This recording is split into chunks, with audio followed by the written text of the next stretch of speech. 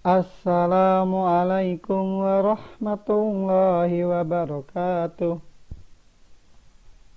Tidak banyak yang tahu kemuliaan Uwais Al-Qarni, seorang pemuda miskin asal Yaman yang tidak dikenal di bumi namun terkenal di langit. Apa sih yang membuat ia terkenal di langit? Yuk, kita simak kisah berikut ini.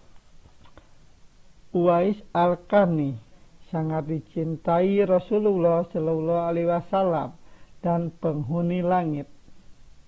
Dalam sebuah hadis Nabi yang diriwayatkan Imam Muslim, sesungguhnya tabi'in yang terbaik adalah seorang pria yang bernama Uwais. Ia memiliki seorang ibu dan dulunya berpenyakit kulit. Tubuhnya ada putih-putih. Perintahkanlah padanya untuk meminta ampun untuk kalian. Demikian sabda Nabi kepada Umar bin Khattab. Uwais Al-Qarni berpenyakit sopak. Tubuhnya belang-belang meskipun cacat. Ia adalah pemuda yang soleh dan sangat berbakti kepada ibunya. Ibunya adalah seorang perempuan tua, lumpuh, dan Uwais tak pernah lelah merawat dan memenuhi semua permintaan ibunya. Hanya saja permintaan yang sangat sulit ia kabulkan. Anakku, mungkin ibu tak akan lama lagi akan bersama dengan kamu. Ikhtiarnya agar ibu dapat mengerjakan haji, pinta ibunya. Uwais terkejut. Perjalanan ke Mekah sangatlah jauh, melewati padang pasir tanduh yang panas.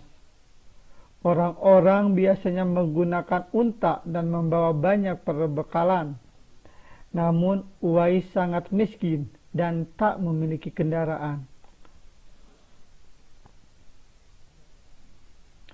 Uwais terus berpikir mencari jalan keluar. Kemudian dibelilah seekor anak lembu. Kira-kira untuk apa anak lembu itu? Tidak mungkin kan pergi haji naik lembu. Subhanallah. Ternyata Uwais membuatkan kandang di puncak bumi. Setiap pagi beliau bolak-balik menggendong anak lembu untuk naik turun bukit. Uwais gila, kata orang-orang. Ya, kelakuan Uwais memang sungguh aneh. Tak pernah ada hari yang terlewatkan ia menggendong lembu naik turun bukit. Makin hari, anak lembu itu makin besar, dan makin besar tenaga yang diperlukan Uwais. Tetapi karena latihan tiap hari, anak lembu yang membesar itu tak terasa lagi. Setelah 8 bulan berlalu, sampailah musim haji. Lembu Uwais telah mencapai 100 kilo.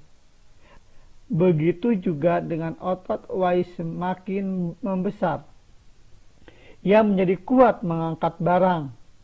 Tahulah sekarang orang-orang apa maksud Uwais menggendong lembu setiap hari.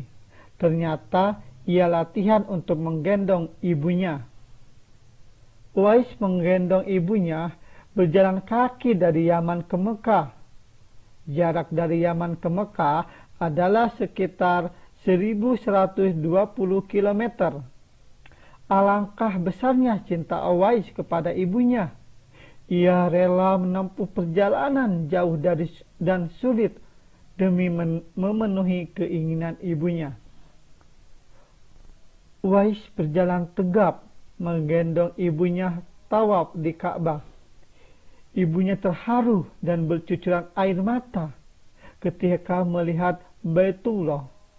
Di hadapan Ka'bah, ibu dan anak itu berdoa, "Ya Allah, "Ampuni semua dosa ibu," kata Uwais. "Bagaimana dengan dosamu?" tanya ibunya heran. Uwais menjawab, "Dengan terampunnya dosa ibu, maka ibu akan masuk surga. Cukuplah ridho dari ibu yang akan membawaku ke surga." Itulah keinginan Uwais yang tulus dan penuh cinta. Allah Subhanahu wa Ta'ala pun memberikan karunia-Nya. Uwais seketika itu juga disembuhkan dari penyakit sopaknya. Hanya tertinggal bulatan putih di tengkuknya.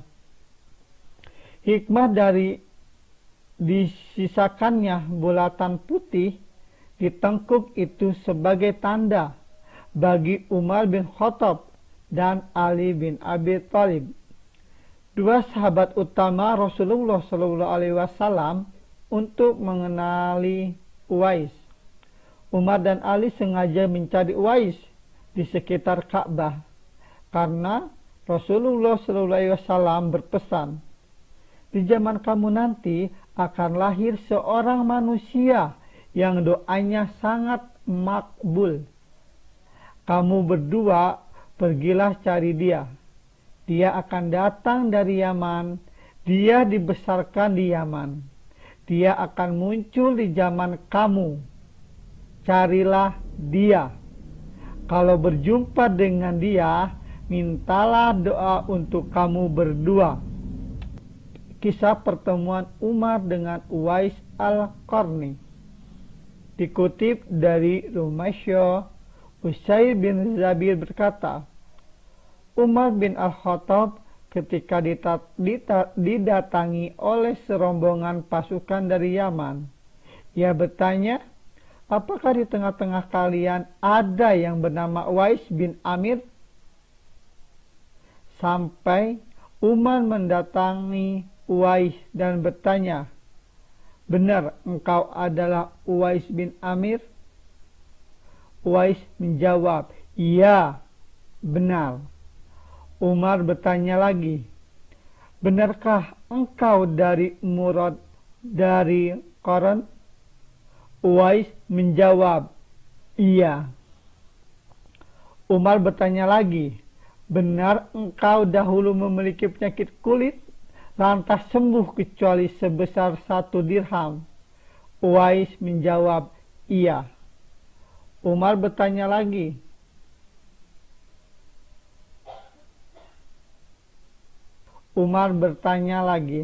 "Benar engkau punya seorang ibu?" Uwais pun menjawab, "Iya." Lalu Umar berkata, "Aku pernah mendengar Rasulullah SAW bersabda, nanti akan datang seorang bernama Uwais bin Amir bersama serombongan pasukan dari Yaman. Ia berasal dari Murad, kemudian dari Qarun.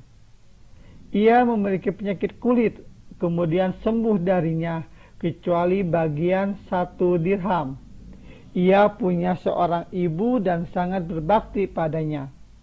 Seandainya ia masih bersumpah pada Allah, maka akan diperkenakan yang ia pinta. Jika engkau mampu agar ia meminta pada Allah supaya engkau diampuni, mintalah kepadanya." Umar pun berkata, "Mintalah kepada Allah untuk mengampuniku." Kemudian Uwais mendoakan Umar dengan meminta ampunan pada Allah. Umar kemudian bertanya kepada Uwais, "Engkau hendak kemana?" Uwais menjawab, "Ke Kufah." "Bagaimana jika aku menulis surat kepada penanggung jawab di negeri Kufah supaya membantumu?" kata Umar. Uwais Al-Qarni menjawab, "Aku lebih suka menjadi orang yang lemah atau miskin." Kata Imam Nawawi, Uwais adalah orang yang menyembunyikan keadaan dirinya. Rahasia yang ia miliki cukup dirinya dan Allah yang mengetahuinya. Tidak ada sesuatu yang nampak pada orang-orang tentang dia. Itulah yang biasa ditunjukkan orang-orang bijak dan wali Allah yang mulia. Nah, jadi ternyata Uwais Al-Qarni terkenal di langit karena kecintaannya dan ketulusannya merawat ibunya, serta pengorbanannya yang sangat besar kepada ibunya tercinta. Terkenal di langit itu artinya terkenal di kalangan para malaikat, makhluk yang paling taat kepada Allah Subhanahu wa taala. Nah, di sini siapa yang ingin terkenal di langit seperti Uwais Al-Qarni? Maka berbaktilah kepada orang tua kita. Allah berfirman dalam surat Al-Isra ayat 23 dan 24 yang artinya, dan Tuhanmu telah memerintahkan supaya kamu jangan menyembah selain Dia, dan hendaklah kamu berbuat baik pada ibu bapakmu dengan sebaik-baiknya. Jika salah seorang di antara keduanya atau kedua-duanya sampai berumur lanjut dalam pemeliharaanmu, maka sekali-sekali janganlah kamu mengatakan kepada keduanya perkataan "ah", dan janganlah kamu membentak mereka, dan ucapkanlah kepada mereka perkataan yang mulia. Dan rendahkanlah dirimu terhadap mereka berdua dengan penuh kesayangan, dan ucapkanlah, "Wahai Tuhanku, kasihilah mereka keduanya, sebagaimana mereka berdua telah mendidik aku waktu kecil." Mudah-mudahan kita bisa menjadi orang yang berbakti kepada kedua orang tua kita. Amin, amin, ya robbal alamin. Ustadz akhiri, wassalamualaikum warahmatullahi wabarakatuh.